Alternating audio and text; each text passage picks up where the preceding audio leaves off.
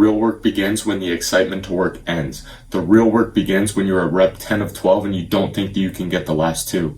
The real work begins when you just finished a set and you're breathing heavy and your muscles are aching and you don't want to be there anymore. And it's because the set truly begins when the reps become painful. The workout truly begins when you don't think that you can do anymore, because your mind will always want to give up before the body is actually ready to. And so the reason I decided to make this video is because of the new quote that I just hung up behind me, which is the 40% rule by David Goggins. And it says, when your mind is telling you that you're done, that you're exhausted, that you cannot possibly go any further, you're actually only 40% done.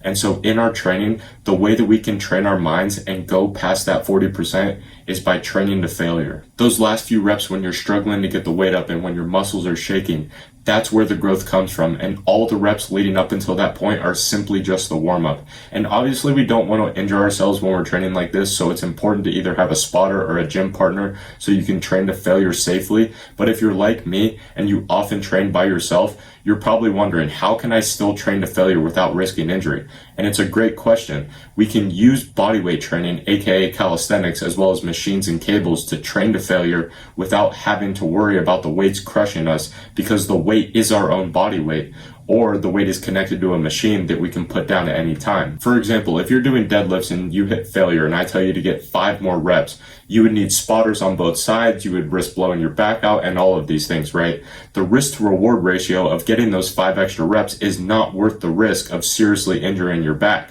But if you're doing pull-ups, which in my opinion is a much better exercise for building your back, but that's completely besides the point. If you're doing pull-ups and you hit failure and I tell you to get 5 more reps, you can use assistance, you can jump to the top and slowly lower yourself down.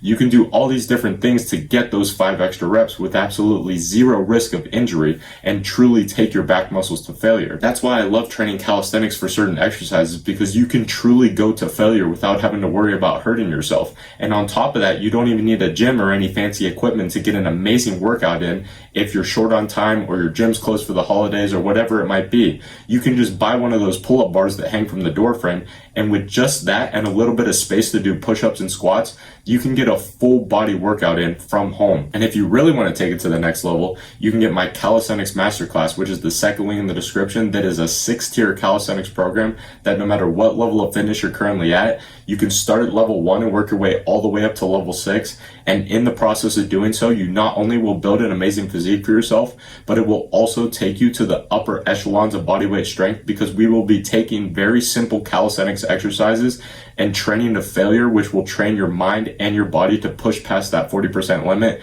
and reach your fullest potential. Because when we train the mind, we also train the body, and as a result, the gains will follow, because our bodies and our minds will have no option but to grow, evolve, and get stronger.